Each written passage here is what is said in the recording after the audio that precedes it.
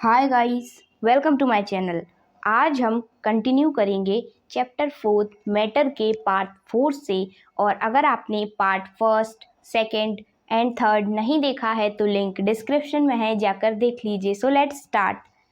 Physical properties of matter.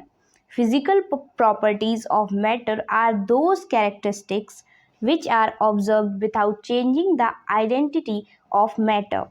Physical properties किसी भी matter की वो कैरेक्टरिस्टिक होती हैं जिनको हम ऑब्जर्व कर सकते हैं उनकी आइडेंटिटी चेंज किए बिना। They help to distinguish one kind of matter from another. The important physical properties of matter are shape, color, odor, taste, solubility, melting and boiling point, thermal and electrical conductivity. ये कुछ important physical properties हैं।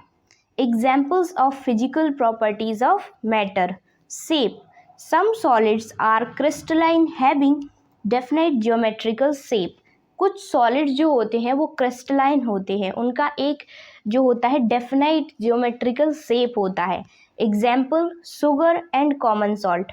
सम solids are amorphous do not have definite shape. कुछ जो solids होते हैं उनका वो amorphous होते हैं, उनका कोई भी डेफिनाइट शेप नहीं होता है, जैसे कि talcum powder, floor etcetera. Colour. Different substance have different colours. अलग अलग सब्सटेंसेस के अलग अलग कलर होते हैं, जैसे कि गोल्ड येलो कलर का होता है और कॉपर पिंक रेड कलर का होता है। Chlorine gas is greenish yellow, और जो क्लोरीन गैस होती है वो ग्रीनिश येलो होती है।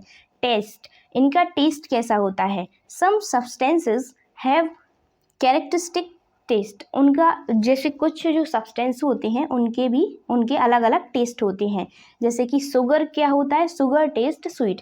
जो शुगर का टेस्ट होता है वो स्वीट होता है और सॉल्ट का सॉल्टी होता है test.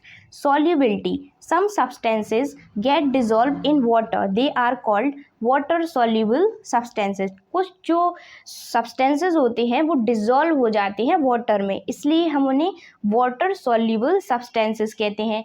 Examples salt and sugar. Some substances do not dissolve in water.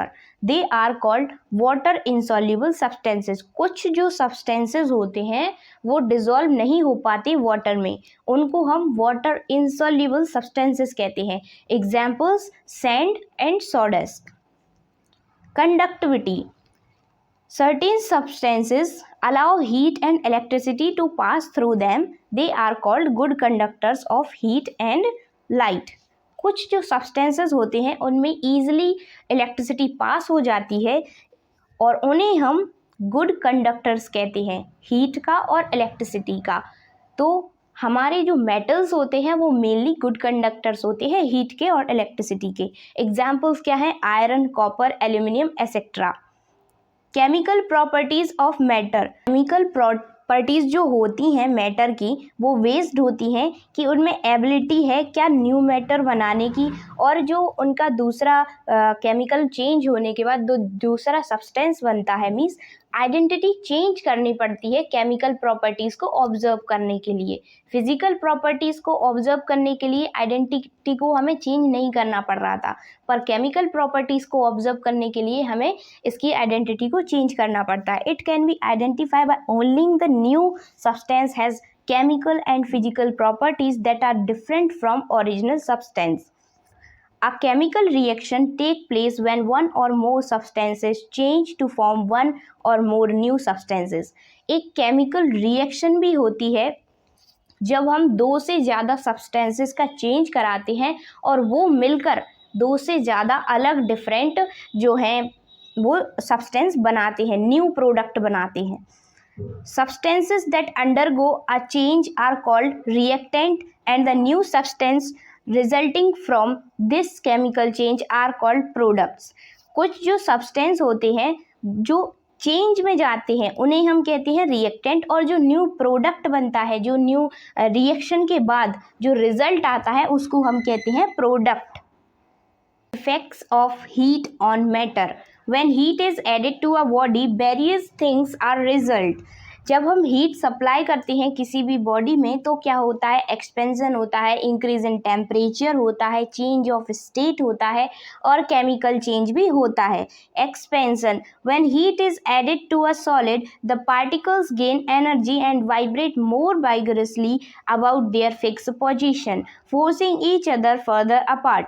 जो हीट जब हम किसी सब्सटेंस में, किसी सॉलिड में ऐड करते हैं तो क्या होता है, पार्टिकल्स गेन करते हैं और एनर्जी और तेज वाइब्रेट करते हैं अपनी पोजीशन पर, ठीक है, और एक दूसरे को फोर्स करते हैं कि वो एक दूसरे से दूर जा सके। As a result expansion take place. Similarly, the particles in liquids or gas gain energy and force apart further. The degree of expansion depend on substance. जो लिक्विड और गैस होते हैं उनमें भी सेम यही होता है कि जब वो एनर्जी को गेन करते हैं तो वो एक दूसरे से दूर जाने की कोशिश करते हैं और फोर्स लगाते हैं। तो जो डिग्री ऑफ एक्सपेंशन होता है वो डिपेंड करता है कि सब्सटेंस कैसा है। For a given rise in temperature a liquid will expand more than a solid. और जैसे कि कोई टेम्परेचर है उसमें जो लिक्विड है वो ज़्यादा एक्सपेंड करेगा सॉलिड से। Gases expand enormously on heating causing a possible explosion if gas is in confined space। अब देखिए हम पढ़ेंगे कि when temperature of an substance changes by applying heat its state remains the same, but if the temperature of a substance remain constant even after applying heat it shows change of state। क्या होता है कि जब temperature किसी भी substance का हम change करते हैं और अप्लाई करते हैं हीट तो क्या होता है, उसका जो स्टेट रहता है वो सेम रहता है। बट अगर टेम्परेचर किसी चीज़ का, किसी सब्सटेंस का कांस्टेंट है, मतलब वो चेंज नहीं हो रहा, और फिर हम आफ्टर अप्लाइंग हीट अप्लाई करने के बाद तो वो क्या करता है, वो शो करता है change of state, means state change हो जाता है। Increase in temperature, when heat energy is added to a substance this result in an increase in kinetic energy of its particle।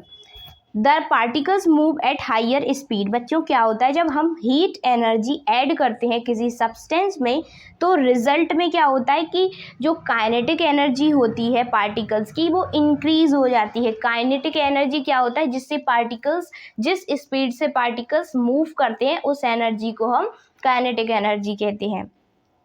Since temperature is a measure of average kinetic energy and the temperature increases, और temperature increase होने लगता है। Change in state, अब state कैसे change होता है, when a solid change to a liquid or a liquid change to a gas the temperature does not change while the change state is take place। Temperature change नहीं होता है जब change होता है state. Okay, the heat absorbed is being used to separate the particles. There is no rise in temperature.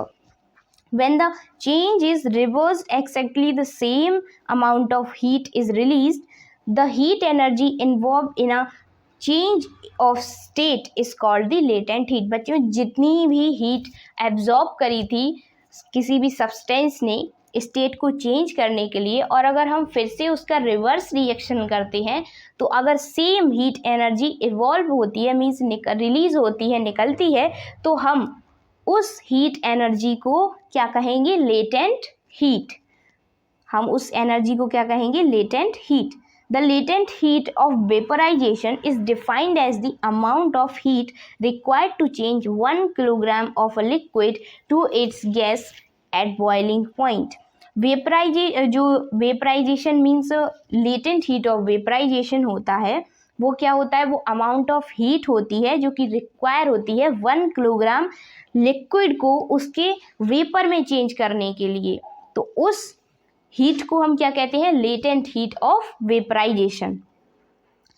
Chemical change, when a substance is heated, अगर कोई substance heat हो रहा है, permanent and irreversible change occur in which original substance lose its own properties और composition. बच्चों जैसे कोई substance है उसमें हमने उसको हीट किया, अगर वो परमानेंट चेंज हो गया, इरिवर्सिबल चेंज हो गया, मीन्स अब वो फिर से रिवर्स नहीं होगा, तो वो क्या करता है, वो ओरिजिनल सब्सटेंस अपनी प्रॉपर्टीज को और कॉम्पोजिशन को लूज कर देता है।